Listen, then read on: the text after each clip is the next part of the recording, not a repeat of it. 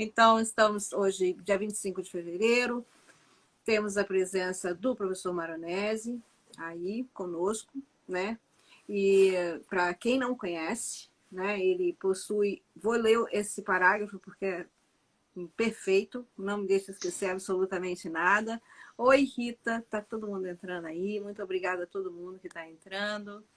Vamos aí. Professor Maronese possui dupla habilitação em Educação Física pela ESEF, da URCS, pela Universidade Federal do Rio Grande do Sul, especialização em Técnicas Educacionais pela Uninove, mestrado em Educação pela Universidade Metodista de São Paulo, foi professor adjunto da Uniban, é professor fundador deste curso de basquetebol e metodologia do ensino, trabalhou 12 anos como técnico de basquetebol em equipes de alto rendimento, 5 dos quais com a seleção brasileira feminina adulta, onde se sagrou campeão mundial na Austrália em 1994, vice-campeão olímpico em Atlanta em 1996. Mas não é só isso, mais nobre vem agora também, que lecionou por 11 anos na educação infantil, ensino fundamental 1 e 2, no ensino médio, está lecionando há 23 anos no ensino superior, onde coordenou o curso de educação física por 2 anos, sócio fundador de uma empresa especializada em prestação de serviços de promoção de eventos e esportes, fez parte da comissão científica do corpo docente da Escola Nacional de Treinadores. Por 6 anos protagonizou a produção do método Hortência de basquetebol e aplicou seu conteúdo técnico no Paraná e em algumas cidades de São Paulo. E por aí vai esse extenso currículo. É autor do Basquetebol Manual de Ensino, que, aliás, é muito bom. Recebi uma cópia, me mandaram de presente. Não é? E esse currículo extenso, maravilhoso, professor Maronese, tem uma honra hoje agora de entrevistá-lo. Não é todo dia que a gente conversa com um campeão mundial e um vice-campeão olímpico, né, como técnico, e pela paixão também pelo ensino, né, da educação física e do basquetebol dentro da formação de professores. Então, hoje nós vamos conversar aí com o professor Maronese, e eu gostaria de, antes de conversar com o professor Maronese, agradecer a todos que estão aqui, agradecer ao senhor Basquete da Luz aí, nosso amigo, acabou de entrar, não é? E também ao grupo, o Comitê Esporte, do grupo Mulheres do Brasil, do qual faço parte, e estou muito feliz de poder fazer parte desse Comitê Esporte do Núcleo São Paulo, e todos os parentes, amigos, companheiros, amantes do esporte. Muito obrigado por estar conosco. Bom, Maronese, vamos aí às nossas perguntas, né? Como é que você descobre o voleibol? Como você descobriu o voleibol? Não, o basquete entrou na minha vida, Cláudia, porque o meu pai tinha uma relação de simpatia com isso. Ele jogou lá no regimento de artilharia e tinha umas fotos e se orgulhava muito de um talento que ele nem tinha, entendeu? Mas ele se divertiu com isso e acho que foi o único esporte que meu pai praticou na vida. E eu cresci ouvindo aquelas histórias, às vezes meio fantasiosas, meio elocubradas pra caramba, né, a respeito de uma equipe absolutamente improvisada lá, amadora, né, do regimento dele, e, enfim. E aí, num segundo momento, com 15 anos de idade, eu tinha o biotipo que eu tenho hoje, né, eu tinha a altura que eu tenho hoje, na verdade, não o biotipo.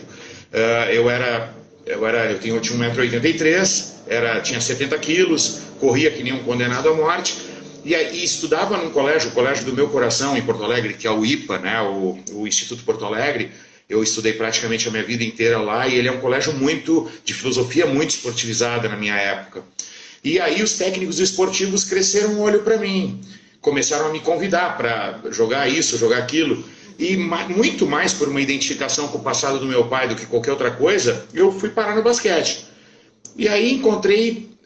isso é uma sorte da minha vida, entendeu? Pô, eu queria que isso pudesse acontecer com todo mundo. Eu comecei a encontrar pessoas com as quais eu me identifiquei, que começaram a abrir porta.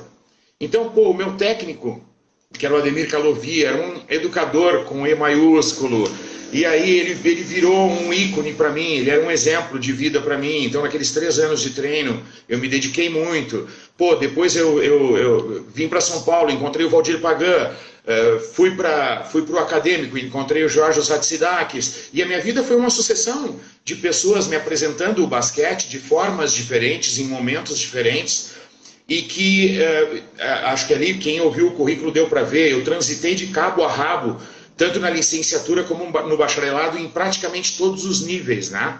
Eu treinei todo mundo em todos os níveis de tudo. E isso acabou sendo muito rico até para os meus contatos com os atletas e os alunos, porque eu me sentia mais completo, entendeu? Eu entendia e entendo e procuro fazer disso uma reza brava, de que os técnicos não podem deixar de se considerar professores. Técnico que para de pedagogizar o treino é um técnico menor do que ele poderia. E isso faz uma diferença enorme, porque não é todo mundo que vai continuar jogando e que vai ter sucesso no alto rendimento, e que vai ganhar dinheiro com isso. Então, a gente tem que fazer para todo mundo.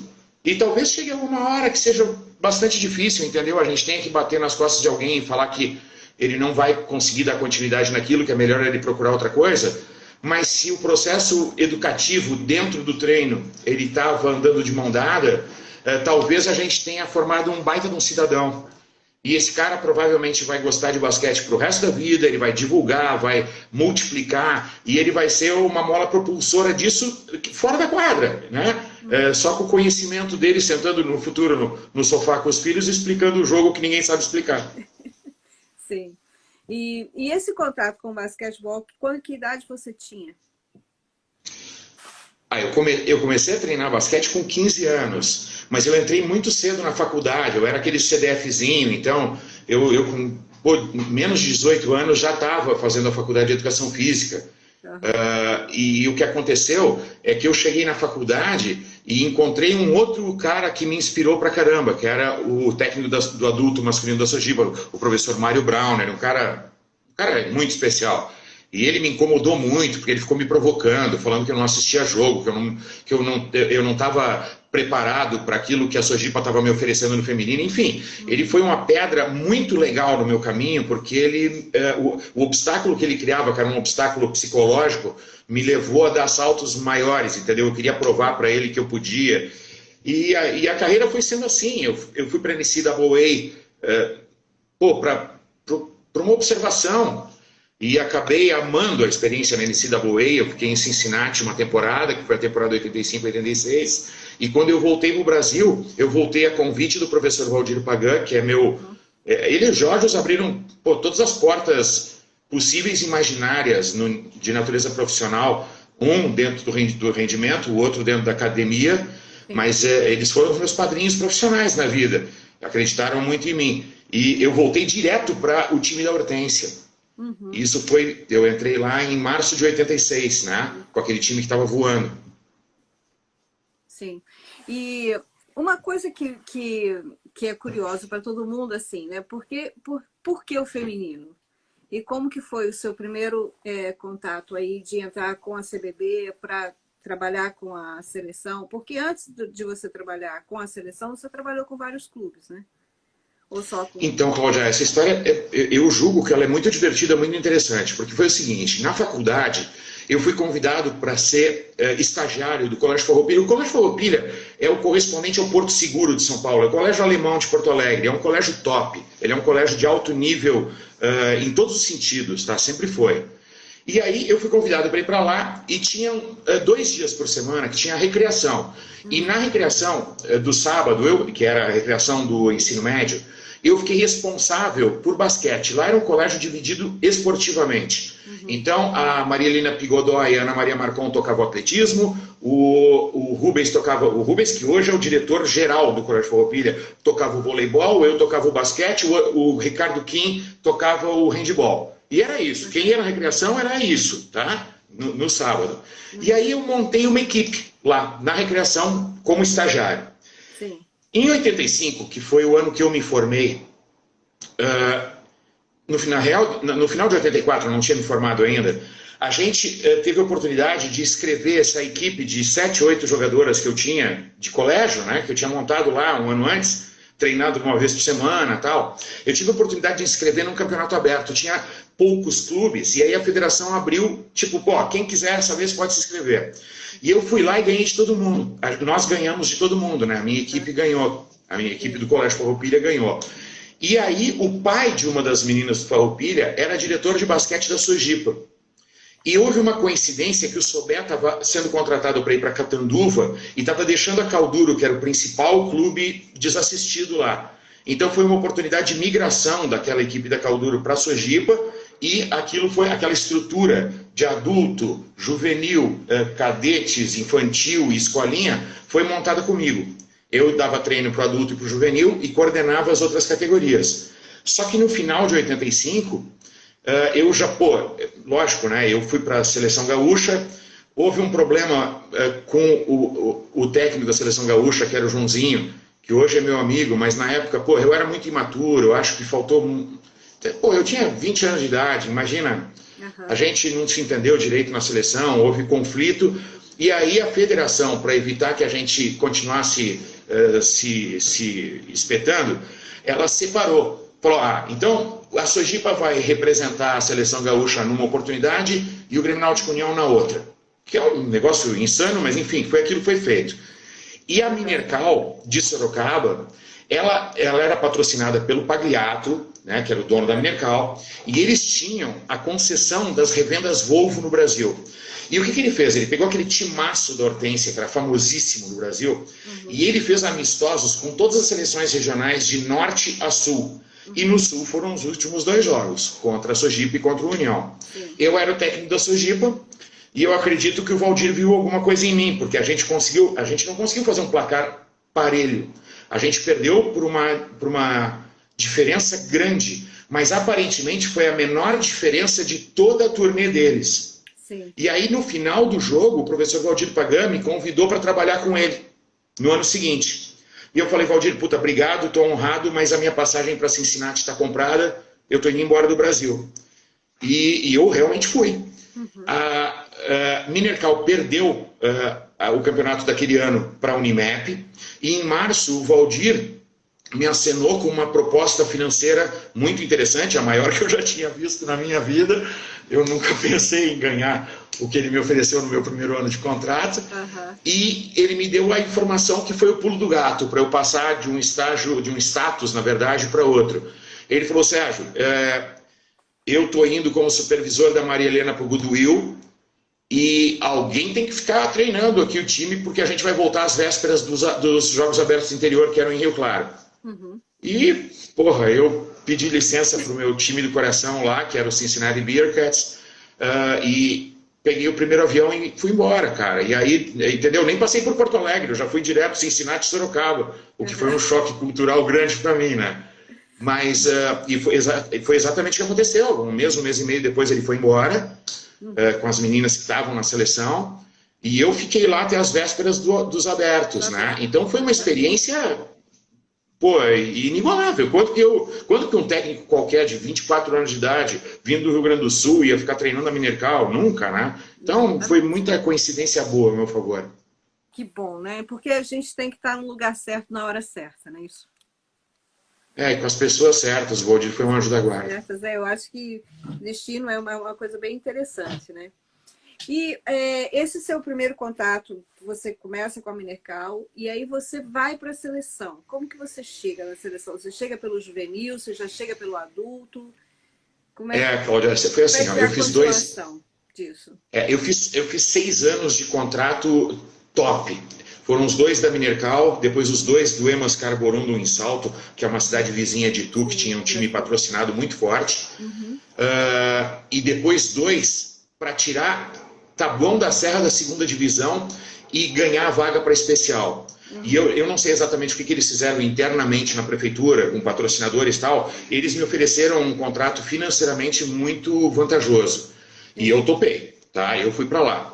E realmente a gente ganhou a 2 no primeiro ano lá. E no segundo, quando a gente podia ter ido para especial, mudou a prefeitura e o prefeito não quis dar continuidade. eu continuei tendo o meu contrato honrado, eles nunca deixaram de me pagar, mas eles não quiseram ir para especial. Isso para mim foi um balde de água fria, entendeu? Eu não queria ficar jogando A2.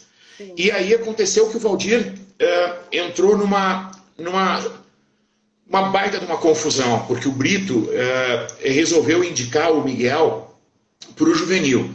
E o Miguel, naquele momento, era só um cara do Rio de Janeiro, que treinava, se eu não estou enganado, tá? O Miga deve estar assistindo aí, ele me corrige depois. Tá. Eu acho que ele treinava um infanto juvenil do Grajaú, masculino. E isso foi muito mal recebido aqui em São Paulo. Ele era desconhecido e veio com muito preconceito. Então, como o Brito ficou batendo naquela tecla, tipo, com o Brito não tinha conversa, entendeu? Era o que ele mandava e estamos conversando, não tinha negócio com ele. O Valdir falou que ele só ficaria como supervisor se eu ficasse como assistente. E foi aí que eu e o Miguel nos conhecemos. Foi em 1992, para um sul-americano juvenil que foi disputado no Chile. Uhum. E assim, rodeado de uma celeuma danada, mesmo na categoria menor, entendeu? Mesmo na categoria de base, tá? O Miguel não estava nem cotado o produto, nunca tinha se falado a respeito disso, e já houve uma celeuma enorme por causa disso, os técnicos ficaram super putos e tal. E para mim foi muito conveniente, porque eu estava com o Taboão devagar quase parando, sim, eu estava dando aula de educação física escolar para complementar a minha renda e o meu tempo livre, né, que eu fiquei muito ocioso, e para mim isso caiu do céu. Uhum. E dali para frente foi uma trajetória muito interessante, eu acho muito divertido. Uhum. E uma trajetória muito bonita, né? Sua e do Miguel é muito bonita, a trajetória de vocês é muito bonita. E por que o feminino? Minha paixão desde sempre, não sei te falar. Eu tive experiências no masculino. Eu passei pelo remo em Belém do Pará durante 2 finais. Em Belém é engraçado, né? Porque o adulto lá, pelo menos naquela época, nos anos 90, eles faziam o campeonato do começo de novembro até o meio de dezembro antes do Natal. Era um campeonato de 50 dias. É uma loucura aquele bagulho lá. Porque os atletas, a grande maioria dos atletas do adulto masculino não treinam, eles se reúnem. Pô, os caras são empresários, são donos de pizzaria, são cara que tem negócio, entendeu? E foram jogadores de basquete, de base, são bons jogadores. Mas eles estavam fazendo esse troço. E o diretor que foi conosco para o Chile, no Campeonato Sul-Americano em 92, era o Nelson Maués, que era o presidente da Federação Paraense naquele momento. E aí, como ele tinha que tomar todo um cuidado, porque o Haroldo Maués, que era irmão dele, era diretor do Remo. E ele era diretor da federação e ele era do Paysandu.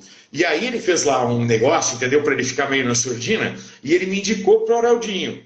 E o Haraldinho, na verdade, fez lá junto com o dono da Pizza Milho, ou coisa para ele, tipo Pizza Hut de Belém, tá? Aquele negócio lá. Fizeram um esquema para poder financiar a minha estada lá durante os 2 meses. Eles foram. Eu amo o Belém do Pará, eu amo os paraenses. Não, e o basquete lá é forte. E tem patrocinador que eu sei, porque já conversou comigo, que financiava os 2 times para poder ter jogo. Ah, acredito! Cláudia, um negócio interessante, muito engraçado que aconteceu lá foi o seguinte. É lógico, pô, imagina só, o Maronese cai de paraquedas lá. Eu fui super bem recebido, me diverti pra burro, fiz só amigos. Mesmo no Paysandu, mesmo no clube universitário, mesmo no outro lá que eu não lembro o nome, que é um clube chique. Pô, só gente bacana, me dou bem com todo mundo, tá? Só que os caras, eles brigam de soco e pontapé todos os jogos. É uma loucura. Depois, uma semana depois, tá todo mundo tomando chopp, entendeu? Mas tem uma rivalidade doida de família, de história, de... Sei lá, entendeu? Como eu não passei por aquilo, eu chego lá, os caras invadem a quadra pra brigar, eu fiquei muito surpreso no começo. Aí depois de um mês eu já achava que estava normal. E o Pará é isso, né? O basquete é bem forte por causa dessa paixão toda, essa coisa louca que eles colocam nesse Remo e Paysandu aí, que é uma coisa fenomenal, não é? Eu fui 2 anos seguidos, adorei a experiência, adoro lá. Agora, eu queria perguntar para você, essa coisa, você falou que você não sabe dizer essa paixão pelo feminino. E quando eu conversei com o Miguel dizia o seguinte, que o Brito dizia que quando você tinha um inimigo, se você quisesse dar um presente para o seu inimigo, você dava um time feminino para ele treinar, não é? E quando chega assim, né, ver você, o Miguel, e assim, conversei com Borracha semana passada, que é uma paixão pelo feminino, não porque é mais fácil, mas talvez porque seja mais difícil, mais trabalhoso. Você pode comentar um pouquinho sobre isso? Eu não vou acompanhar, óbvio que eu não vou acompanhar a opinião do Brito, entendeu? Eu Não, nunca concordei com nada do Brito, não vai ser agora que eu vou acompanhar. Senão você não estaria, não teria ido. Não, eu amo o feminino.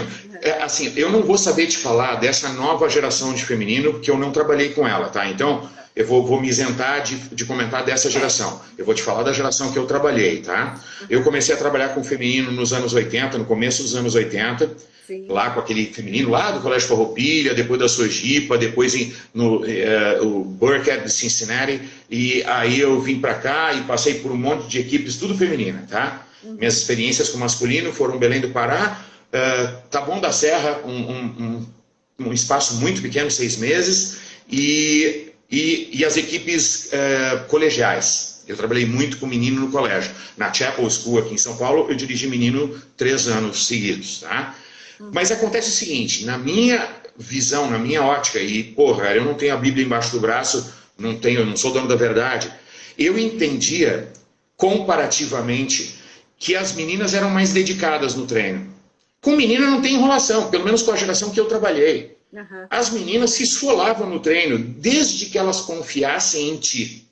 Isso era uma característica da geração feminina da minha época, entendeu? Se tu conseguisse ganhar a confiança das meninas, porque elas eram profissionais, ganhavam como profissionais, viviam como profissionais. É um lance, Cláudia, que eu discuto muito com os meus alunos, e principalmente quando eu vou fazer aula de pós-graduação em treinamento esportivo. Normalmente o Cezinha Cavinato aqui em São Paulo me chama para fazer o fechamento da PG de treinamento do NAR, né? Aí eu vou lá uma vez por ano para falar para os caras.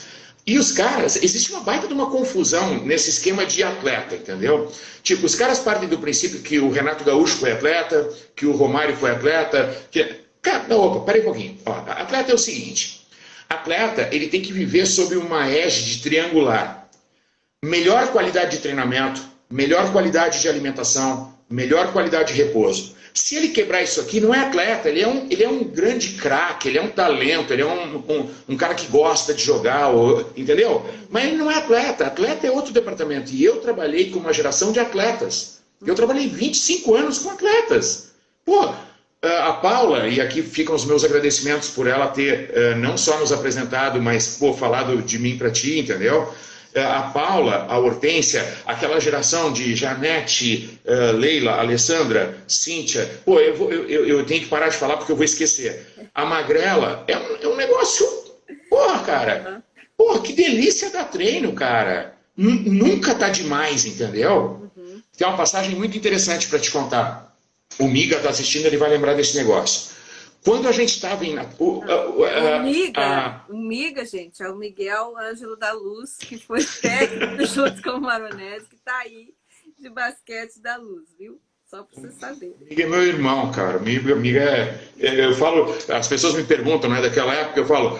cara, tu imagina o seguinte, durante 5 anos tu dormi mais com o Miguel do que com a tua mulher. Foi isso. Tá? E detalhe, né? Ninguém nunca te contou, eu vou te contar. O Miguel acorda às 5h30 da manhã. Desde que ele tinha 3 meses, eu acho. E é um inferno dormir no mesmo quarto dele, entendeu? Para tu ter uma ideia, a gente ia jogar tênis às 6h30 da manhã. Porque quando a gente ia jogar tênis, o café não tinha aberto ainda. A gente tinha que esperar o café abrir. Bom, enfim, o que eu estava te falando, né? Eu trabalhei com essas gurias e... Porra, sei lá, cara, eu acho que eu ganhei o respeito matando um leão por dia. E nunca estava demais, entendeu? E eu acho que a experiência, ela é muito... Eu falei isso para a Paula há uns tempos atrás. Eu ia te contar alguma coisa, esqueci, me perdi, daqui a pouco eu busco. Tu lembra, não? Lembro, você ia contar alguma coisa da Paula. Teve uma parada assim, ó. A gente foi fazer... os caras organizaram a preparação para Atlanta política no feminino, tá?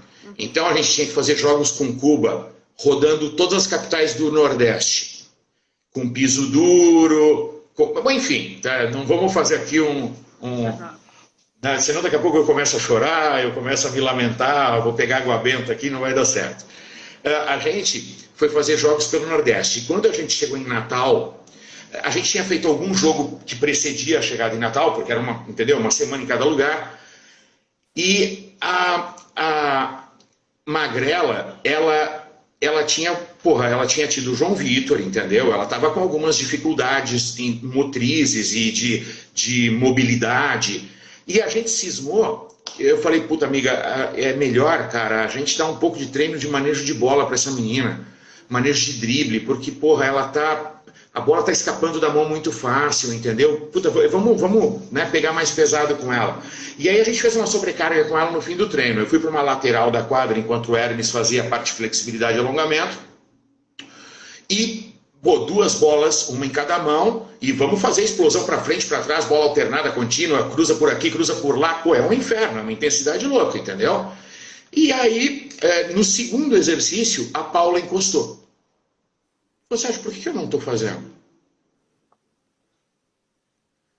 Eu falei, Paula, eu não te chamei porque a gente não identificou que tu tivesse com problema de controle de drible, né? Ela falou, mas eu gostaria de fazer. Pô, então vem, né? Aí tá, 2 fazendo, né? Aí, dentro do ônibus, quem sentava do meu lado dentro do ônibus era a Hortência, tá? A Hortência do meu lado. A Hortência aí, é a tá, Magrela. Então, a Magrela sentava do meu lado. Aí, não sei o que raio, se a Branca pediu licença, ou se ela foi falar comigo no hotel, ou se foi naquele momento, a Branca me abordou antes do treino seguinte e falou, Sérgio, eu não entendi. A Paula e a Hortência, eu não. Bom, o resumo da ópera é o seguinte, no terceiro dia que a gente ficou em Natal, tava a Magrela, a Paula, a Branca e a Janete fazendo o raio do negócio, que era, né, mas, pô, sabe aquela gana de eu quero mais, eu quero, vamos na pegada? Isso era o que mais que 2 técnicos, como jovens, né, como Miga e eu, podiam querer do grupo? Elas eram extremamente dedicadas, isso foi muito legal. E a Paula tá aí, acabou de chegar. Oi, Magique. Obrigada, Paula, por estar aí com a gente. Então, isso é uma coisa que o Norberto falou na semana passada, e ele fala o seguinte, que a diferença que existe, né, entre essa geração e a geração que ele treinou, e as meninas que ele treinou na época, e assim, desde o Divino, de Jundiaí, da experiência dele, né, essa geração do passado, eles sempre foram protagonistas, né, seja na seleção, seja fora do Brasil, seja jogando em clubes. Elas nunca ficaram em segunda divisão ou para lá e para cá, porque existia essa diferença, essa gana, essa vontade de querer mais, esse treinamento que todas elas se colocavam, né, numa vontade de aí se superar. Então, neste comentário, e pegando uma frase que é sua, de um post que você recentemente colocou, né? Para você ensinar, você tem que ter alguém querendo aprender. Ou seja, a pessoa vai querer aprender, né? A Paula disse que chegou faz tempo, mas eu só tô vendo você aí até agora, porque agora eu estava prestando atenção no Maronese. Mas então, e aí a gente tem essa coisa dessa diferença, mas do quem quer aprender, né, recebe o aprendizado. Você diz isso, né? Muito bem. Fala um pouco aí da sua experiência aí quando você foi para Atlanta, quando você pegou a seleção para ir para Atlanta, como é que foi isso? Quer dizer, antes disso, né, vocês foram para o Mundial. Então, assim, o que mudou para você, assim? O que vocês fizeram quando vocês entraram? Como é que foi a transição? Como que vocês prepararam as meninas aí para ir para as Olimpíadas? Cláudia, a gente está falando aqui, eu acho que para uma audiência tão qualificada e tão diversificada, que eu acho que vai merecer assim um resgatezinho de 1 minuto, se tu me permitir, tá? Não, aqui a gente tem acadêmico. Eu gostaria que você usasse o seu tempo da melhor maneira possível. Não tem pressa, a gente não tem limite de tempo. Você é uma pessoa com muita sabedoria, muita experiência, e é isso que eu gostaria que você dividisse. Obrigado. Com a gente. Por favor, fique à vontade. É assim, quando aquela questão que eu te falei do juvenil, ela se eternizou, e eu acho que numa proporção muito maior, quando o Brito bateu pé no nome do Miguel para a seleção, tá? Eu já falei para o Miguel diversas vezes, não é segredo nenhum, que eu acho que nós fomos colocados para ser retirados, tá? Era essa a intenção do Brito, quando ele nos colocou. E ele não conseguiu nos retirar em função de resultado e ponto. Foi isso, tá certo? Ele não podia, ele não tinha jeito. O Miguel ganhou tudo, ele vai tirar o cara como, tá certo? Mas a gente enfrentou, principalmente o Miguel. O Miguel é assim, como head coach. Ele enfrentou ele teve o bônus e teve um ônus. Se eu fosse colocar isso na balança hoje, eu não saberia te falar o que foi mais a favor, tá? Porque o Miguel também sofreu muito no processo. Ele teve que segurar uma barra desgraçada, não foi fácil para ele, porque apesar de não ter feito nada de errado, ninguém dava credibilidade, ninguém dava uma chance, entendeu? Foi pedrada de todo lado. Não só da imprensa, foi pedrada de todo lado. E foi difícil. Só que depois que a gente foi para a Austrália e voltou com a medalha de ouro no peito, o status mudou. As pessoas podiam pensar, mas a coragem de atacar diminuiu. Isso criou um pouco de respiro para a gente, entendeu? Quando a gente chegou na Austrália, eu não sei se eu vou falar coisa errada, mas eu acho que eu tinha 32 anos, o Miguel 34, que o Miguel é velho pra cacete. O Miguel é muito velho. E eu não, eu sou meninão, entendeu? E em Atlanta, então, eu tinha 34, ele 36. Pô, nós éramos dois guris, entendeu? Eu era guri quando cheguei na Minercal, eu era guri quando cheguei na seleção brasileira, eu tô falando proporcionalmente pro cargo, entendeu? Pra responsabilidade. E, porra, a gente tomou porrada de todo lado. Agora, o que aconteceu de diferente... Primeiro que é o seguinte, né? O campeonato mundial, ele tinha um sistema de disputa muito mais hostil. Porque tu pega assim, ó, eram 16 equipes, separadas em 4 chaves de 4, tá? Uma em cada 7. Nós fomos para Tasmânia, lá para a ilha, né? Para Launceston, né? E aí, pô, quando a gente classificou, quando a gente ficou entre os 8, a gente foi para um hotel onde estavam as outras 7 equipes classificadas em Sydney. O ambiente do hotel era um ambiente de glamour, era um ambiente de imprensa caindo em cima, de muita atenção, era um ambiente que o Valdir, porra, ele cortou um dobrado para controlar, porque era muito fácil a gente se perder ali, era muita badalação, era muita gente puxando para lados que não eram o nosso objetivo, tá? Um hotel maravilhoso em Bondi Beach, na frente da praia, graças a Deus estava frio, isso nos ajudou. E aí a gente teve casos como, por exemplo, da Teresa Edwards. Eu nunca contei isso para a Magrela, olha só que interessante. Eu tenho contado isso para as pessoas, mas para ela eu nunca contei. A Hortência tinha uma baita de uma admiração pela Teresa Edwards. A Teresa Edwards era o Chris Paul do feminino, vai. Ela era o armador pica das Arábias, ela era sensacional, a menina. Arrogante que só ela, tá? Mas ela era sensacional, tecnicamente falando. Muito eficiente, muito competente. E a Hortência queria trocar ou de camiseta ou de agasalho com a Teresa Edwards. Como só eu falava inglês na delegação, a Hortência me pediu para abordar a Edwards. E quando eu fui falar com a Edwards, ela estava acompanhada de outra jogadora que eu não lembro quem era. Nós não tínhamos cruzado com os Estados Unidos ainda, era o nosso primeiro dia em Sydney, e ela riu na minha cara, ela nem me respondeu. Ela deu uma gargalhada, se apoiou na outra menina, as duas riram pra cacete, elas me deixaram falando sozinho e foram embora. E aí, depois que a gente ganhou dos Estados Unidos na semi, a Teresa Edwards me encontrou no corredor e veio falar se ainda estava de pé o que a Hortência tinha proposto, e eu falei que a Hortência não estava mais interessada.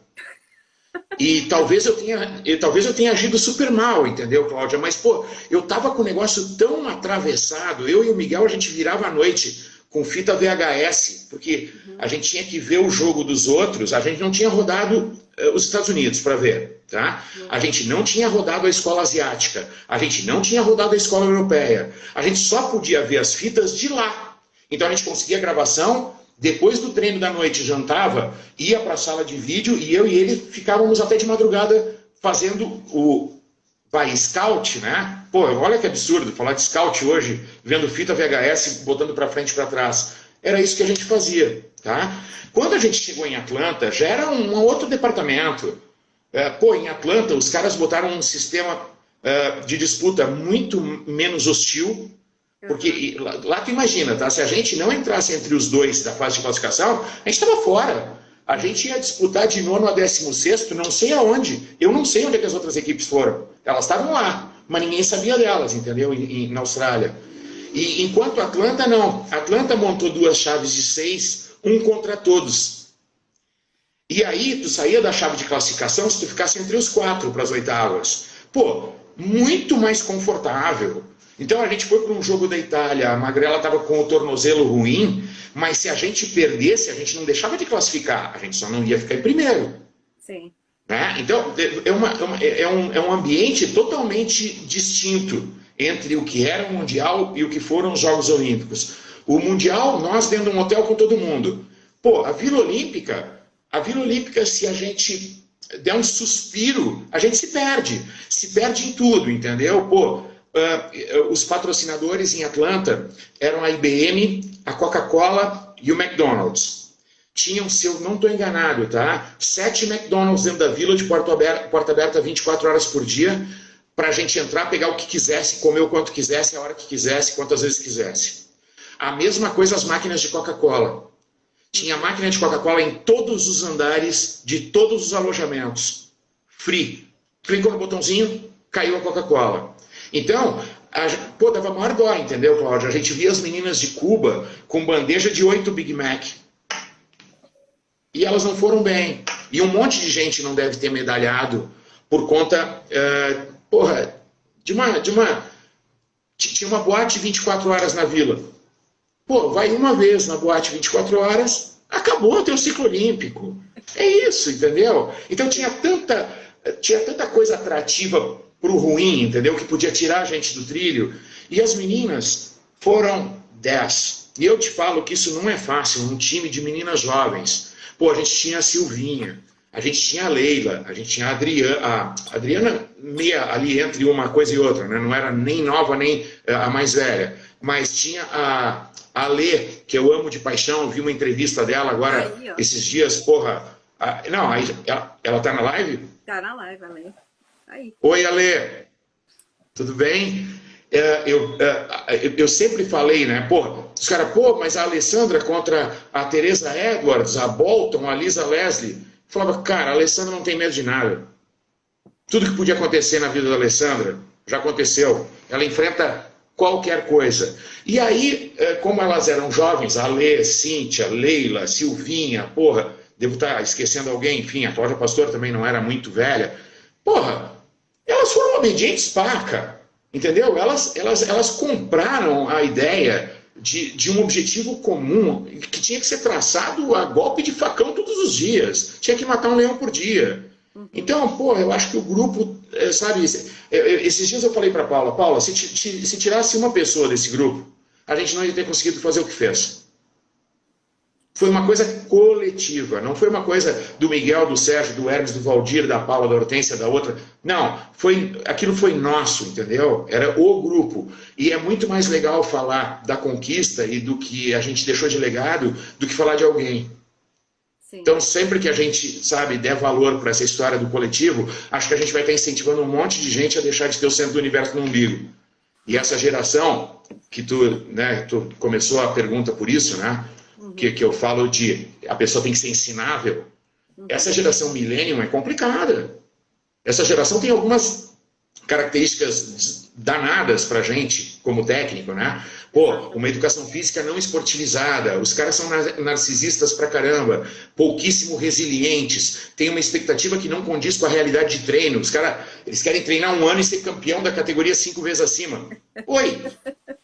Vou te apresentar aqui, a Paula, a Lê, porque não dá, isso é impossível. Entendeu? Então, é isso. Eu acho que a comparação, entendeu, do quadro que era, o que virou, é muito em função dessa nova geração ter uma característica de comportamento bastante inadequado para o objetivo que se traça, né? É uma coisa de longo prazo, tem que matar um leão por dia. Se no primeiro mês tu te aborrece ou tu te milindra com um enquadramento que o técnico te deu, fica muito complicado do processo seguir, né? Sim. Então vamos lá com essa continuação dessa sua análise, né? Que eu ia te pedir para analisar o basquetebol feminino hoje. Né? Porque tem um buraco, né? Até o último Pan-Americano. Quer dizer, tem uma medalha de prata em Atlanta, tem a medalha de bronze na Austrália, nos Jogos Olímpicos. Depois tem um buraco, né? Que a gente tem só as categorias juvenis aí e sul-americanos, que o Brasil está em todas as versões do sul-americano desde a primeira versão, né? A gente vê aí, por exemplo, de 35 versões, né, desse evento, o Brasil esteve com medalha de ouro em 26 dessas versões e nas outras partes foi prata, ou foi bronze, ou foi... Mas o que você acha que aconteceu? Porque o Miguel me deu a análise dele na época, né? E aí, o que você acha que aconteceu aí com o feminino estamos falando em termos de seleção, né? O que aconteceu nesses 19 anos aí? Cláudia, sem saber, quando eu fiquei em Cincinnati, quando eu cheguei em Cincinnati, na verdade, eu não sabia nem onde eu estava, tá? Foi a primeira vez que eu pisei nos Estados Unidos. E eu não sabia que eu estava tão perto de Indiana. E o cara que eu sempre paguei pau era o técnico de Indiana, o Bob Knight, né? Uhum. E a gente foi jogar contra o time feminino de Indiana no ginásio que o Bob Knight dava treino.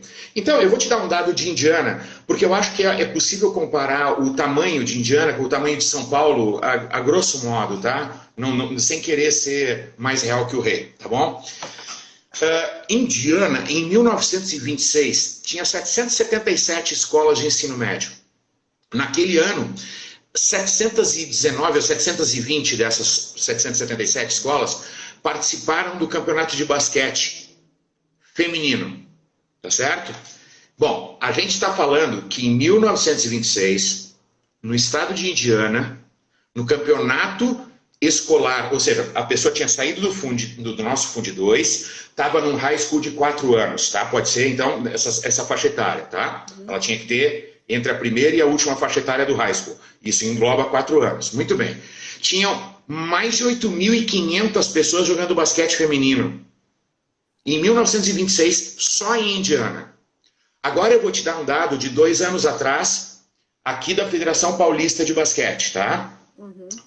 Em 2018, se a gente pegar os under aqui, eu tenho muito pouca intimidade com os subs, entendeu? Quando eles viraram under, eu fiquei confuso. Porque tem um que é sul-americano, outro que é mundial, é uma confusão desgraçada isso, para efeito da confederação, né? Tu tem um ano que tem 3 sul-americanos, mas o ano seguinte é que tem mundial. Então, na verdade, tu tem sub-18, sub-15, sub-17, sub-19, só que não. Na verdade, tu tem sub-14 e a escala é diferente, 16 e 18, entendeu? Uhum. Isso é confuso. Bom, enfim, aqui em São Paulo, na Federação Paulista, em 2018 para 2019, que foi o dado que eu consegui colher mais ou menos um ano atrás, entre sub-12 e sub-17, tinham 350 atletas inscritas na federação. Se a gente pensar que a força do basquete feminino está em São Paulo, isso é assustador. Isso é assustador. Isso é um negócio que tu fala, cara, peraí, vai acabar. Não tem por... Tu tá entendendo, Cláudio? Eu não quero ser pessimista nem alarmista, mas peraí. 350, 2 anos atrás. E aí veio a pandemia. Quantos tem agora? Eu não sei te falar, mas não vai ser mais, tá? Sim. Uhum. Então, isso eu acho gravíssimo. Gravíssimo. E como é que chegou nesse ponto? Chegou nesse ponto muito pelo que eu te escrevi ali não sei exatamente que tipo de mensagem a gente trocou, mas que eu te falei assim, cachorro sarnento não tem dono, cara. Ninguém quer formar. Pô, isso dá um trabalho desgraçado, não dá nome para ninguém, não dá grana para ninguém. São 10 anos de dedicação absurda, entendeu? E de processos científicos, mas um pé numa canoa da pedagogia, da didática, da metodologia, do método, e outra na questão do treinamento em si, né? Na questão mais do bacharelado, do treinamento específico da modalidade. Pô, eu te pergunto, quem faz isso? Antigamente as escolas faziam através de professores de educação física, formados em cursos esportivizados. Eu tenho 2 exemplos para te dar, tá? Até 2004, a Universidade Metodista de São Paulo, num campus só ali em São Bernardo, tinha 4 anos de matutino, vespertino e noturno, 2 turmas em cada turno, de um curso muito esportivizado. Que a intenção do curso era formar o aluno para ele usar o esporte como ferramenta de educação. A mesma coisa na Uniban. O Georgios, a filosofia de direção de curso dele era que ao final do curso o aluno saísse capacitado a ensinar esporte como forma de dar aula. Pô, a Uniban chegou uma época que tinha 7 campi, 8.000 alunos, com um corpo docente altamente esportivizado. Eu sei o nome de cor das pessoas de cada disciplina, entendeu? Quer dizer, pô, então a gente tinha uma formação que levava nesse sentido.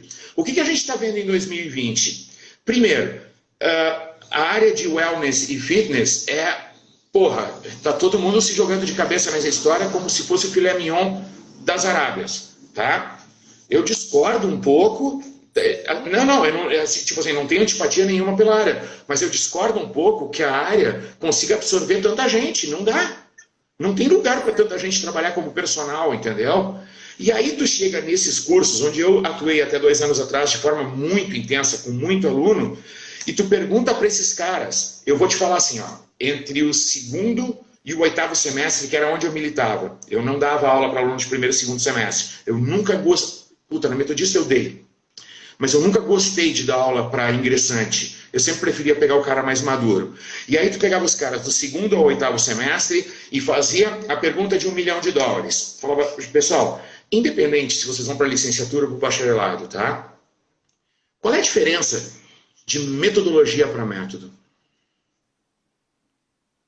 Não tinha um que sabia. O cara ia procurar no Google na hora para te responder. Eu falava, cara, eu não quero resposta acadêmica, cara. Pô, me fala o que tu acha. Pô, tu passou aqui 1 ano, 2, 3, 4, 5, sei lá. Me fala aí, cara, hoje, sentado aí na carteira. Qual a diferença de uma coisa para outra? Ou tu acha que é tudo igual? E aí, Cláudia, se a gente chega no 8º semestre com as pessoas não sabendo isso, alguma coisa de errado aconteceu no processo. Você está entendendo? Tudo bem que o currículo tem que atender um monte de coisa, tem que atender mercado, tem que atender concorrência, tem que atender isso, aquilo, carga horária. As particulares, elas não conseguem fazer um curso de 6.000 horas, entendeu? Elas fazem um curso de 4.200 horas e acabou. E mais estágio, OCC, não sei o quê, e estamos conversados. Lógico que não dá conta de tudo, mas eu acho que tinha que ter um olhar para dar conta do que mais interessa. Porque o cara não pode ir trabalhar com atleta e aluno sem saber nada, entendeu? Exatamente. Agora, tem uma coisa também, Sérgio, e aí concordando com você em absolutamente tudo que você está dizendo, esse discurso epistemológico da educação física, em que a pedagogia não se... como é que a pedagogia... Outro dia eu ouvi isso e fiquei com o cabelo em pé.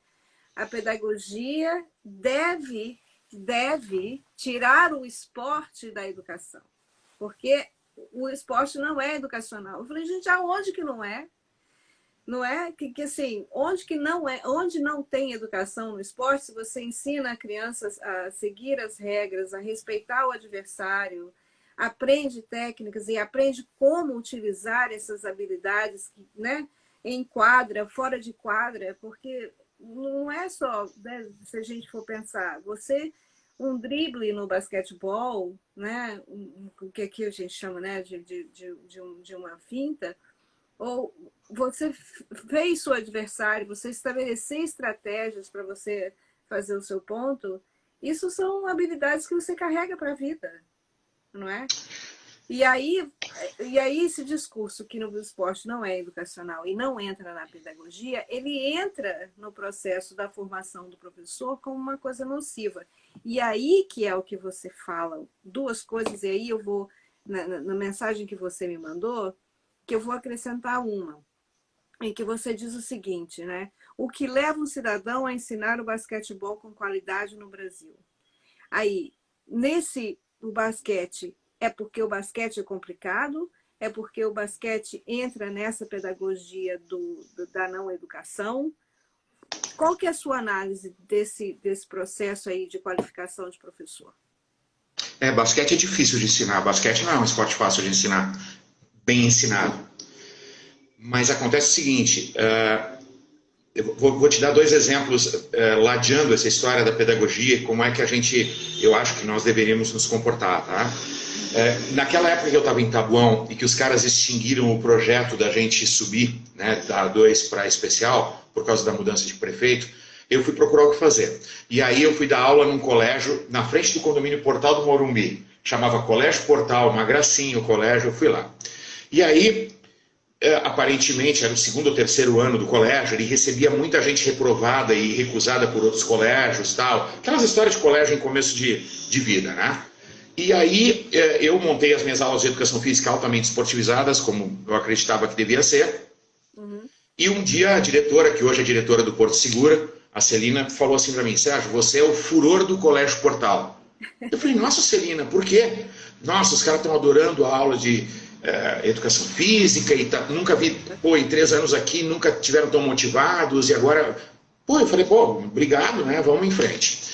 E aí, algum tempo depois, a gente chegou no final do ano, a Celina também me procurou e falou: Sérgio, olha, é o seguinte, a semana que vem tem conselho de classe. Uhum. E você está dispensado nos 2 dias do conselho, você não precisa vir. Eu falei: Celina, eu não entendi, como assim? Falou: não, conselho de classe, você não precisa vir. A gente não vai descontar nada, entendeu? Tira o dia de folga. Meu Deus. Eu falei: Celina, desculpa, é assim, eu só queria saber qual é a sala e qual é o horário. E eu vou ser o primeiro a estar lá. E eu vou discutir pedagogia de igual para igual com todo mundo. E eu vou falar de um viés do meu aluno ou do meu atletinha dentro do colégio sob uma ótica que nenhum professor de sala de aula tem, porque quem conhece mais esses caras sou eu. Ninguém conhece a natureza mais íntima, mais profunda desses caras do que eu. Então, eu não vou deixar reprovar o cara, porque ele,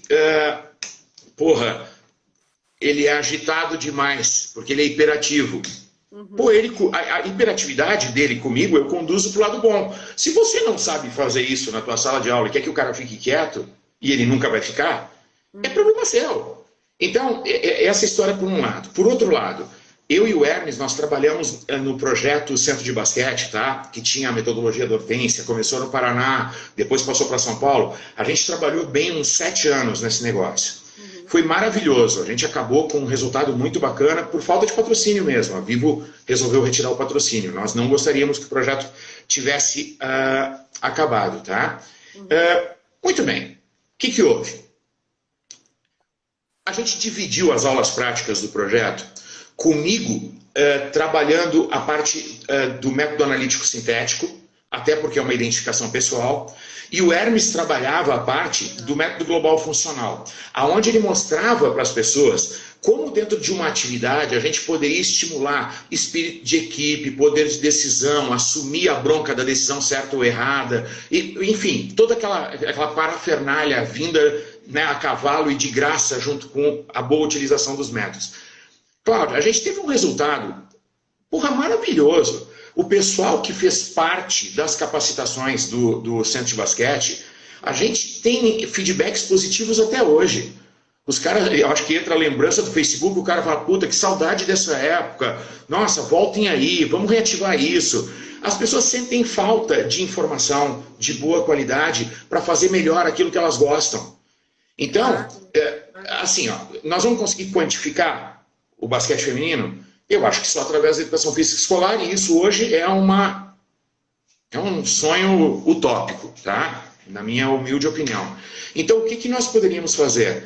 Alguém tinha que bater no peito e falar: vamos qualificar as aulas através do agente. Porque esse agente pode ser um cara que promove tudo de bom, ou um cara que promove nada, ou um cara que promove tudo de ruim. A gente sabe, o agente ele é o determinante.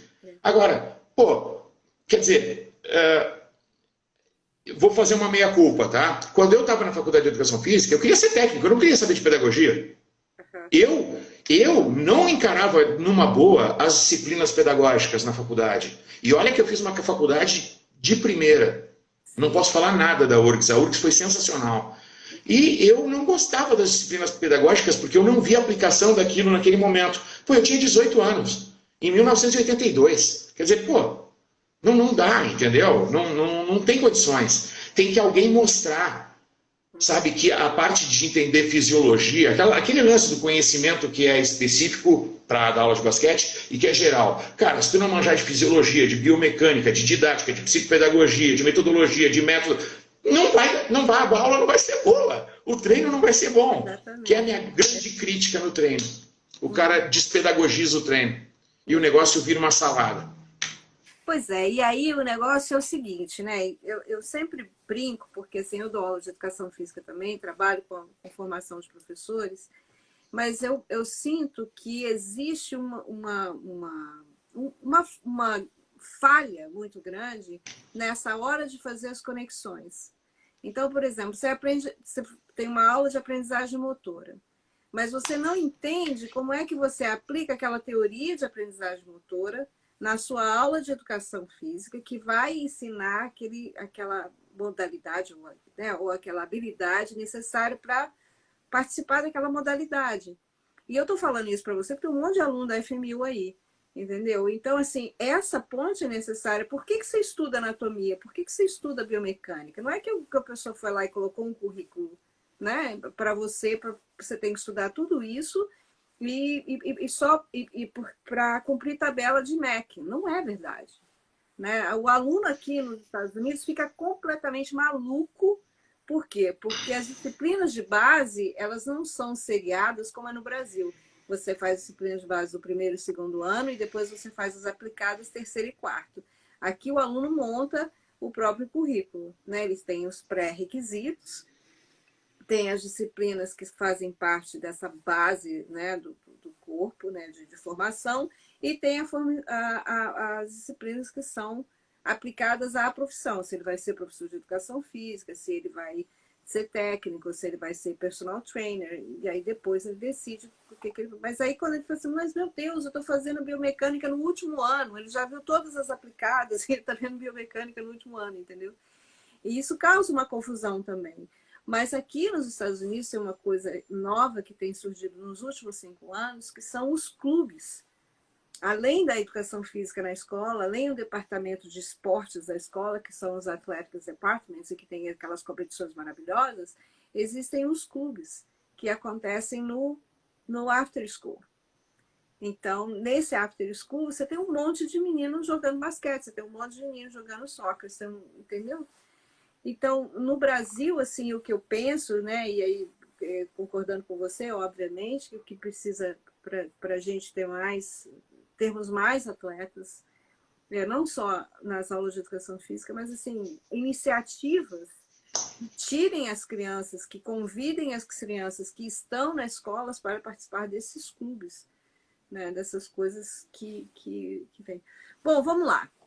Se fosse te dado assim um poder supremo, Maronese, você agora vai mudar tudo e vai construir aí, reconstruir uma seleção forte para o Brasil. Você vai ter mais pessoas para você escolher no Brasil inteiro. Sua varinha de condão, o que você faria? Teve no final da gestão do Carlinhos Nunes, trabalhou com ele um diretor com o qual eu me identifiquei muito, tive muito prazer de conhecer e de conversar, e foi feita uma reunião comigo bem nos últimos 6 meses de gestão para elevar, para reativar, na verdade, a ENTB, a Escola Nacional de Treinadores de Basquete, para um patamar já patrocinado por um elemento externo. Então tinha uma grande rede de ensino que estava se propondo a patrocinar, né? E isso foi aventado. Isso morreu na praia, tá? Não deu certo. Mas a minha proposta, numa reunião com o Vanderlei, que é essa pessoa sobre a qual eu estou te falando, que, porra, me acolheu, acreditou, era bem intencionado na questão da visão, entendeu? Ele era um cara que ele não estava só interessado no que as seleções iam produzir, fazer e como é que ia acontecer. Ele estava preocupado com o processo depois que ele passasse por lá. E eu acho que isso é muito legal. Eu não vou ficar aqui a vida inteira, então eu vou fazer para ter continuidade, não para acabar quando eu sair. E o Vanderlei apoiou muito isso, e a gente acabou fazendo uma reunião que estava presente o Manhano, o Ricardo, que é um técnico muito famoso do mini basquete argentino, tinha um outro rapaz que, puta, não vou saber falar, mas ele era da diretoria técnica lá da CBB, o Carlinhos participou só para fazer aquela mise-en-scène de sejam bem-vindos, etc e tal, e ficou acordado na minha apresentação da nova ENTB, que ao invés de ter curso nível 1, 2 e 3, que é o que já tinha, né, a grosso modo, tá? Iniciação, aperfeiçoamento e alto rendimento, tá? Não é isso, mas para todo mundo entender.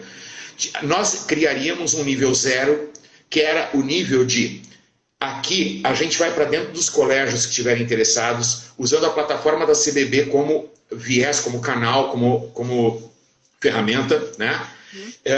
Tem lá um exemplo, tá? Os colégios vicentinos do Rio de Janeiro, eles se reúnem e num final de semana, eu, o Miguel, o fulano e o Beltrano, vamos lá para dar um curso para eles entenderem como é que eles podem ensinar basquete mais fácil nas aulas de educação física escolar. Colocar, não obrigar, não falar que só nós sabemos das coisas, tá? Mas dá um caminho. Falar, vocês não sabiam como dá para ser assim, assim fica mais fácil, tá? E criar um nível, era 0, 1, 2, 3 e 4. O 4 era nível lato sensu. Uhum. E isso foi totalmente aplaudido. O Manhano adorou, o Vanderlei adorou, o Ricardo aplaudiu.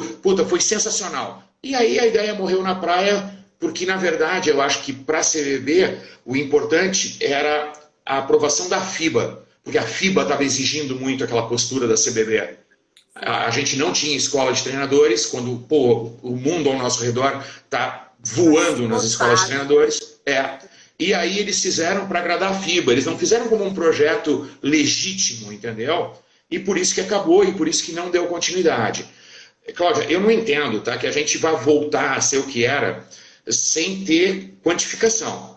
E eu volto a repetir, tá? Isso hoje no Brasil é uma coisa utópica, tá? Porque nós teríamos que contar com a boa vontade dos professores de educação física escolar e, na minha visão, essa vontade ou não existe ou é muito pequena proporcionalmente falando para alguma modificação. Uma outra alternativa seria a gente simplesmente montar um programa de qualificação que alguém tinha que assumir o filho para si. Alguém tem que assumir a paternidade do filho. Entendeu? O Miguel não vai conseguir fazer, eu não vou, a Cláudia não vai, sabe? A gente na Uniban, tá, que era dirigida pelo Georgios, sempre foi, desde que eu entrei até quando eu saí, era o Georgios, o diretor da educação física e era o chefe do departamento lá, houve centenas de tentativas de criar escola de esportes.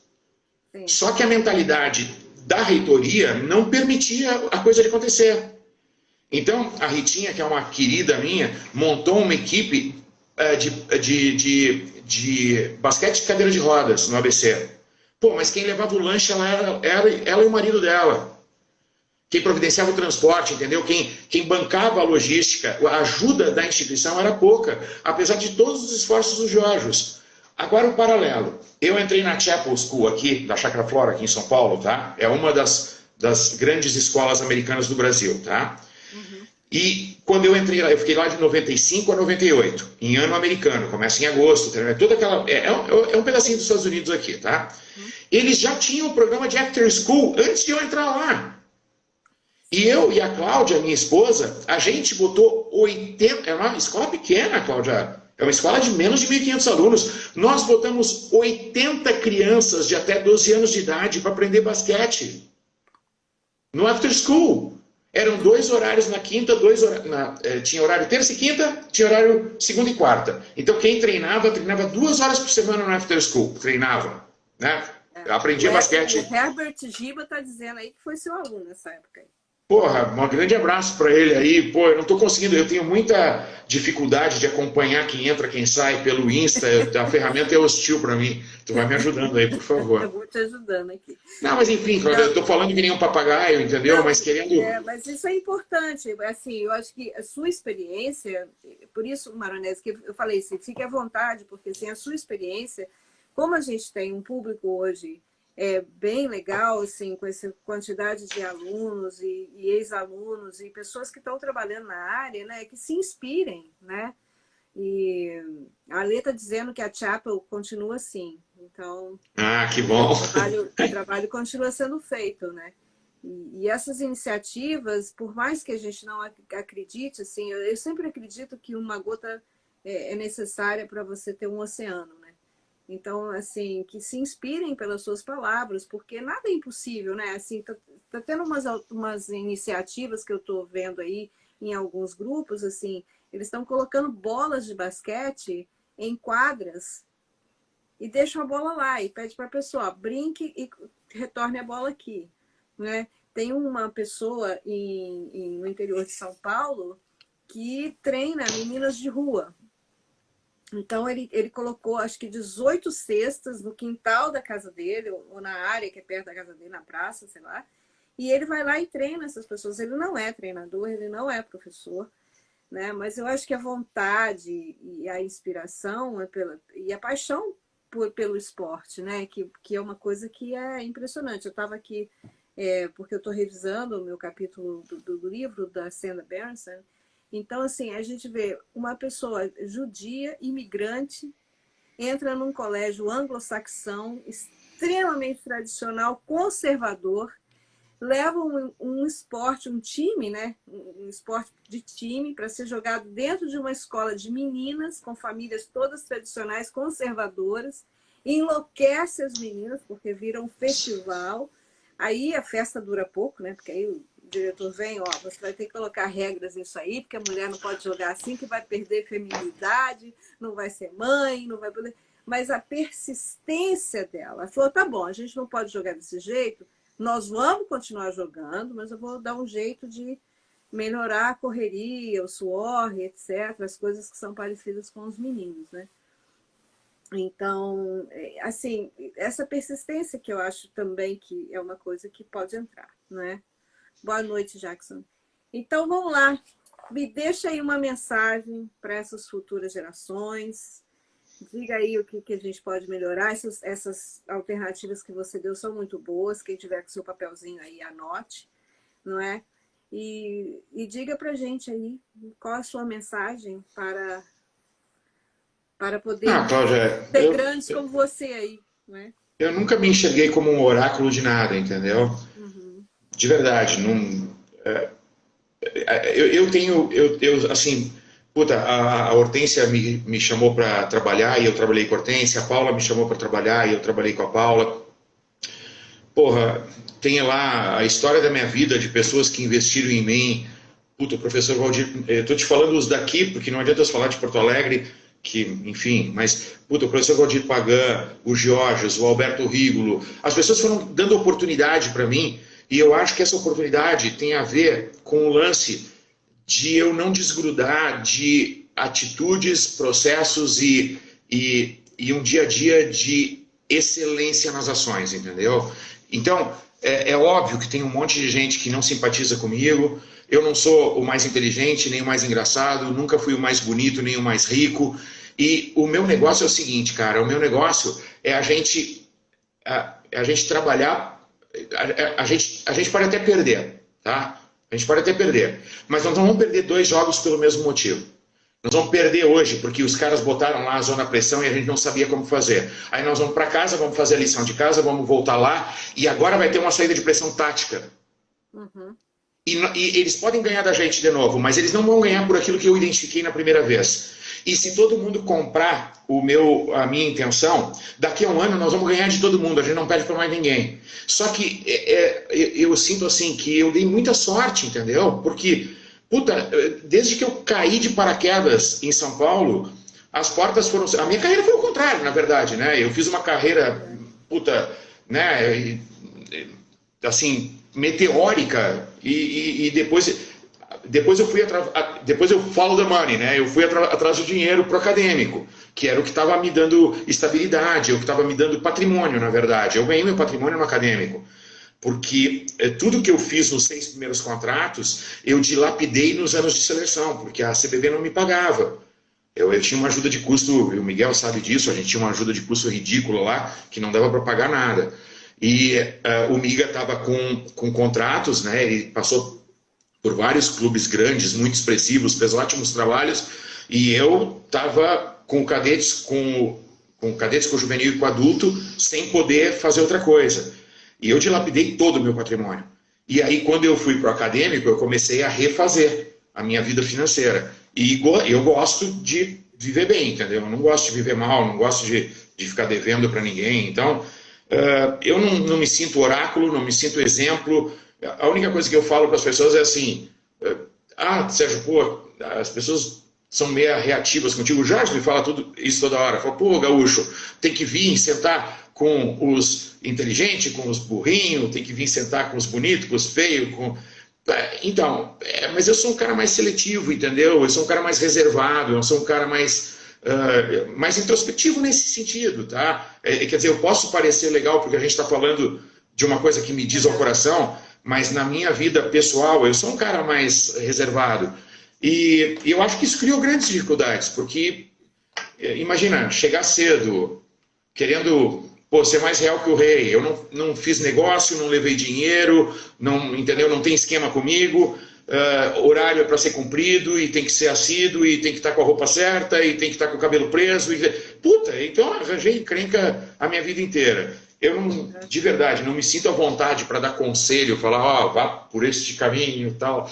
Não, porque eu fiz muita bobagem, entendeu? Eu fiz muita coisa errada e paguei um preço elevado por isso, eu acho, tá? Mas se eu olhar para trás, né, Cláudia, que nem a música do Engenheiros, eu faria tudo igual outra vez. Então, é isso. Hoje, quando a Cláudia me pediu para conversar com os alunos dela na aula, que estava online, eu falei para os caras, cara, é o seguinte, vocês são quinto ou sexto semestre, eu já fui quinto ou sexto semestre, e sabe quando eu estava na Faculdade de Educação Física, em 1984, eu imaginava que 10 anos depois eu ia ser campeão mundial? Mas nem no sonho mais alucinado, com todas as drogas possíveis envolvidas, eu nunca ia pensar uma coisa dessas. E as coisas acontecem. E foi super legal. Então, eu acordo de manhã, olho os meus negocinhos de basquete aqui, tenho boas lembranças, sou bem resolvido, não me alimento dessa história, entendeu? Não sou um cara que respiro isso na minha vida. Eu toquei meu barco, não curto muito ficar nadando nesse negócio de forma doentia, meio patológica. Não acho que isso seja bacana. E o que eu quero fazer é ajudar os outros. Muito é só bem. isso. E a Paula está dizendo aqui, a gente só treinava e conhecia pouco um do outro. É fato. Que é o treinamento era o mais importante. Bom, antes da gente terminar, eu gostaria de agradecer muito a você, Maronese. Gostaria de agradecer muito as pessoas que ficaram com a gente até agora. Gostaria de agradecer a Paula, a Lê, que estavam aí, a Vera, né, que também veio nos prestigiar, a Giovana, a Cleide, as pessoas que são as nossas pessoas assíduas aí nas nossas lives. Agradecer ao grupo Mulheres do Brasil, que é liderado aí pela Luísa Trajano, e o Comitê Esporte, que está presente aqui também, fazendo parte disso. E dizer para vocês que sábado, às 18 horas, Mulheres à Sexta será entrevistado pelo Eric Finardi na rádio, aqui no Instagram. Vai sair uma notinha para vocês aí essa semana, até sexta-feira, porque amanhã, né, já é sexta-feira. Então, a gente vai participar e falar do basquete feminino, falar dessa história do basquete feminino. E o Instagram Rádio Poliesportiva. Então, nos veremos sábado às 18 horas. E, mais uma vez, muito obrigada. Essa entrevista ficará gravada no nosso IGTV, canal aqui. Também vai ser transportada para o YouTube, né? E vira também um podcast no Spotify. Então, se você não acessa o Instagram, não sabe fazer, vai no YouTube que vai estar lá, ou então vai no podcast. Não se esqueçam de ir no nosso canal, apertar o sininho para quando tiver vídeo novo, né? E tem uma curtida aí pra gente, tá bom? Obrigada, Maronese. Eu é que agradeço, tá? E, pô, muito obrigado a Paula mais uma vez por ter nos apresentado, por ter feito a interface para isso aqui poder acontecer hoje, tá? A minha família está assistindo aqui, a minha mulher e minha filha, a Cláudia e a Letícia, e elas estão mandando um beijo para ti também, tá? E para todo mundo que a gente conhece, um monte de gente ajudou a audiência a ser desse tamanho aí, e eu fico muito grato de verdade, tá? Estou muito honrado, Cláudia. Eu que fico honrada. Você sabe que eu estava falando com a Adriana essa semana, quando que eu, mineira, lá de Juiz de Fora, entendeu? Quando não tinha um negócio que falava assim, é lá de Barbacena, né? Pequenininho, lá de Barbacena. Então, lá de Juiz de Fora. Aí eu fico fazendo essa piada. Assim, quando que eu, lá de Juiz de Fora, entendeu? Ia pensar, né, que eu poderia estar, assim, conversando virtualmente, mas é um face-to-face para mim, ter a oportunidade de conversar com você, ter a oportunidade de conversar com o Miguel, a oportunidade de conversar com a Paula, com a Adriana, com a Alessandra, né? E ter, assim, esse acesso a vocês e poder usar desse acesso para trazer essa consciência do basquete feminino para as outras pessoas. Então, eu sou muito grata a essa oportunidade, grata a você pela disponibilidade. Sou Imagina. muito grata a Paula. A Paula é nossa Mulheres da Sexta produtora, né? Ela sempre está ali contribuindo, manda as pessoas e tal, e com isso tem crescido grandes amizades, né? E eu só tenho a agradecer muito. Obrigada, Miguel, por ter ficado com a gente até o fim também. Tchau, amiga. Obrigado. E aí adorei aprender, amiga, Miguel, Magrela, Hortência, entendeu? Não tem jeito. Isso aí é ótimo. Mas que as nossas conversas continuem, Maronese. Eu espero que a gente continue conversando aí. E o que você precisar de Mulheres à Sexta, em termos de divulgação dos seus trabalhos, das suas aulas, das coisas que você faz, que são tão bonitas, conte conosco. Obrigado pela gentileza, foi um prazer inenarrável. Muito honrado. Muito obrigada. Então, meninos, fica aí, gravado, no canal do YouTube e o Spotify. Um abraço a todos, tenham um excelente final de semana. Tome a vacina, usem máscara, fiquem em casa, evitem aglomerações, a coisa tá feia. Então, vamos cuidar aí da nossa saúde e da saúde do outro. Grande abraço.